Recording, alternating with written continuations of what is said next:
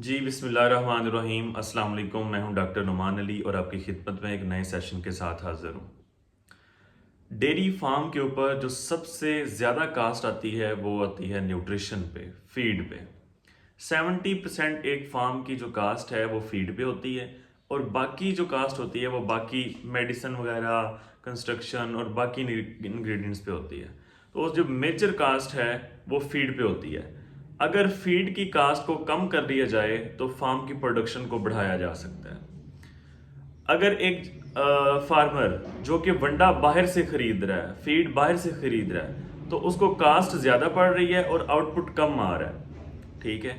अगर वो वंडा खुद तैयार करना शुरू कर दे तो वो जो फार्म की 70% कास्ट है उसको वो कम करके 45% कास्ट तक तकरीबन ला सकता है और इस तरह फार्म की प्रोडक्शन को दुगना किया जा सकता है। अब जब एक इंसान, एक फार्मर सोचता है वंडा खुद प्रिपेयर करने का, तो उसे वंडे के अज्जा के बारे में मालूम होना ज़रूरी है कि वंडे के अंदर हमने कौन से अज्जा यूज़ करने हैं और उन अज्जा की खसूसियात क्या हैं। तो इस वीडियो के अंदर हम जो वंडे के बारे में इंफॉर्मेशन देंगे कि कौन कौन से अज्जा यूज़ किए जा रहे हैं और उनकी क्या खसूसियात हैं। तो जो मेजर सोर्स है वनडे का वो है मकई का दाला, कार्न ग्रेन्स। ठीक है। एनर्जी का रिच सोर्स है और विटामिन्स और मिनरल्स की प्रोफाइल इसके अंदर बहुत अच्छी है। जब इसकी ब्रेक डाउन होती है बॉडी के अंदर तो ये सबसे पहले स्टार्च में कन्वर्ट होता है, उसके बाद एनर्जी प्रोवाइड करता है। उसके बाद जो दूसरा सोर्स है, अच्छा यहाँ पे मैं एक बात बता दूं फार्मर हजरात के लिए खास तौर पे, कि जब आपने मकई खरीदनी है तो उसका ड्राई मैटर चेक कर लेना। ड्राई मैटर चेक करने का जो आसान तरीका बगैर किसी टेस्ट के वो ये है कि अगर हम उसे प्लेट के ऊपर रखें और उसको ऐसे हिलाएं तो उसमें छन छन की आवाज़ आनी चाहिए। उससे पता ये चलेगा कि ड्राई मैटर इसके अंदर ज़्यादा है और मॉइस्चर का लेवल कम है। और ख़रीदने से पहले आप या तो अपने जानने वाले किसी दोस्त से ख़रीदें जिसको आप जानते हों। अगर आप मकई का दाला ख़रीदने जा रहे हैं तो आप बग़ैर अननोन बंदे से आप कभी भी ना ख़रीदें, हमेशा आप धोखा खाएंगे। मॉइस्चर का लेवल ज़्यादा होगा उसके अंदर और आप महंगे दामों ख़रीद लेंगे। तो सबसे जो मेन इंग्रेडिएंट है वनडे का वो है मकई का दाला। उसके बाद जो एनर्जी का दूसरा सोर्स है वो है राइस पॉलिश। 16% कार्बोहाइड्रेट है इसके अंदर और 13.2% प्रोटीन है और विटामिन्स और मिनरल्स का भी रिच सोर्स है ये। उसके बाद जो तीसरा इंग्रेडिएंट है एनर्जी का, अभी मैं पहले आपको एनर्जी के इंग्रेडिएंट बता रहा हूँ। पहला इंग्रेडिएंट कार्न ग्रेन्स जिसका मेजर रोल है वनडे के अंदर। दूसरा इंग्रेडिएंट राइस पॉलिश। उसके बाद जो तीसरा इंग्रेडिएंट है वो है व्हीट ब्रैन यानी कि चोकर। चोकर हाई फाइबर, हाई एनर्जी। जो फाइबर है इसमें 10.4% इसकी फाइबर की है इसकी, और जो इसकी सीपी है वो भी कदर बेहतर है, 17% इसकी सीपी है। ठीक है। और विटामिन्स मिनरल्स भी इसके अंदर मौजूद हैं और एनडीएफ का जो लेवल है वो है 45%। ये तो तीन हो गए एनर्जी रिच सोर्स। उसके बाद जो मेजर सोर्स है वो है प्रोटीन का। तो प्रोटीन के लिए मार्केट के अंदर तीन चीज़ें अवेलेबल हैं जो कि मोस्टली फार्मर यूज़ करते हैं वनडे के। जो मकई के बाद जो मेन इंग्रेडिएंट हैं वो इनमें से कोई हमने फॉलो करने हैं। अब इसमें जो सबसे ज़्यादा इस्तेमाल होने वाला मील था वो सोयाबीन मील। अब ये प्रोटीन रिच सोर्सेज हैं। सोयाबीन मील का एक हद तक ये गुज़िश्ता कुछ माह तक धड़ाधड़ इस्तेमाल होता रहा। उसके बाद इसकी शार्टेज हो गई है पाकिस्तान में और इसकी कीमतें बहुत ज़्यादा हो गई हैं, तो आजकल इसका इतना इस्तेमाल वनडे में हो नहीं रहा। तो बेहतरीन सोर्स है जी। क्रूड प्रोटीन इसकी 48% है और फैट इसमें 20% है। अब इसको रिप्लेस किया है कैनोला मील ने और रेप सीड मील ने, और काफ़ी इस पे एक्सपेरिमेंट हुए। उनके जो रिजल्ट है वो मैं आपसे शेयर कर देता हूं कि वो किस तरह बेहतर है, रेप सीड मील और कैनोला मील। अब रेप सीड मील की जो क्रूड प्रोटीन है वो 36 से 38% है, लेकिन जो अमाइनो एसिड प्रोफाइल है वो रेप सीड मील की सोयाबीन मील से बेहतर है। और जो दूध के अंदर यूरिया आता है वो भी कम आता है रेप सीड मील के अंदर, जिसे हम सरसों का मील आम अल्फाज में बोलते हैं। एक तो इसकी क्रूड प्रोटीन हो गई 36 से 38%। दूसरा इसकी अमाइनो एसिड प्रोफाइल है जो वो बेहतर है सोयाबीन मील से, और जो यूरिया आता है दूध के अंदर वो कम आता है रेप सीड मील के अंदर, जो सोयाबीन मील है उसके अंदर ज़्यादा आता है। उसके बाद जो अमाइनो एसिड इसकी प्रोफाइल बेहतर है, उसमें जो सबसे मेन जो कंपोनेंट है वो मेथियोनिन का, उसकी प्रोफाइल बेहतर है रेपसीड मील के अंदर, सोयाबीन मील से। तो ये दूसरा बड़ा इंग्रेडिएंट हो गया प्रोटीन का, जो कि वनडे के अंदर जिसका धड़ाधड़ इस्तेमाल होता है।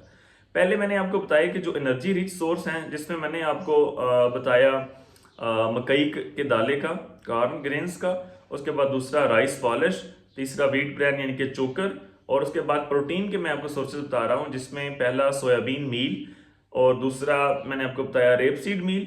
अब जो तीसरा प्रोटीन का बेहतरीन जिसका इस्तेमाल हो रहा है वो है कैनोला मील। 36.9% इसकी क्रूड प्रोटीन है और फास्फोरस का रिच सोर्स है, जिसमें ये पीपीएच वगैरह की डिजीजेज आती हैं फास्फोरस की कमी की वजह से। तो अगर कैनोला मील का इस्तेमाल किया जाएगा तो वो डिजीज से भी हम बच सकते हैं। रिच इन फास्फोरस, इसमें भी अमाइनो एसिड की प्रोफाइल बहुत अच्छी है as comparative to soybean meal. अच्छा, अब इसमें अनडिग्रेडेबल ह्यूमन अनडिग्रेडेबल प्रोटीन है, जिसे हम बाईपास प्रोटीन का भी नाम देते हैं। ह्यूमन के अंदर भी एक हद तक ये डिग्रेड होंगी प्रोटीन्स, उसके बाद जो बाकी प्रोटीन्स हैं वो आगे जाके डिग्रेड होंगी और वो मिल्क का हिस्सा बन जाएंगी। जो अमाइनो एसिड की प्रोफाइल है वो इस तरह मिल्क की बेहतर होगी, क्योंकि इसमें ह्यूमन अनडिग्रेडेबल प्रोटीन मौजूद है। तो इस वजह से अनडिग्रेडेबल प्रोटीन होने की वजह से जो कैनोला मील है वो सोयाबीन मील और आगे जो रेपसीड मील है उससे बेहतर है ये। अच्छा, दो बातें इसमें होगी कि एक तो फास्फोरस रिच है, दूसरा इसमें ह्यूमन अनडिग्रेडेबल प्रोटीन मौजूद है। उसके बाद एक टर्म यूज की जाती है खासतौर पे कैनोला मील के लिए कि right diet at right place at right time. ठीक है, क्योंकि जब ह्यूमन अनडिग्रेडेबल प्रोटीन है वो आगे जाके फिर मिल्क का हिस्सा बनेंगे इसके अमाइनो एसिड। ये तो हो गए वो मेन इंग्रेडिएंट्स जिनका मैक्सिमम इस्तेमाल है वनडे के अंदर, एनर्जी के रिसोर्सेज और उसके बाद प्रोटीन के रिसोर्सेज। इसके बाद जो इस्तेमाल होती है वो हम करते हैं ग्लूटन 30%, ठीक है, ग्लूटन 60%। अच्छा, ग्लूटन का इस्तेमाल जो है वो जो गोश्त वाले जानवर हैं जैसे कि हीफर, उनमें हम इसका इस्तेमाल ज़्यादा करेंगे, और जो दूध देने वाले जानवर हैं उनमें हमने ग्लूटन का इस्तेमाल नहीं करना, क्योंकि माइकोटॉक्सिन्स के इश्यूज आते हैं। इस वजह से ग्लूटन का इस्तेमाल जो है वो सिर्फ दूध वाले जो जानवर हैं उनमें नहीं करना, जो गोश्त वाले जानवर हैं जैसे कि हीफर उनमें हमने इसका इस्तेमाल करना है।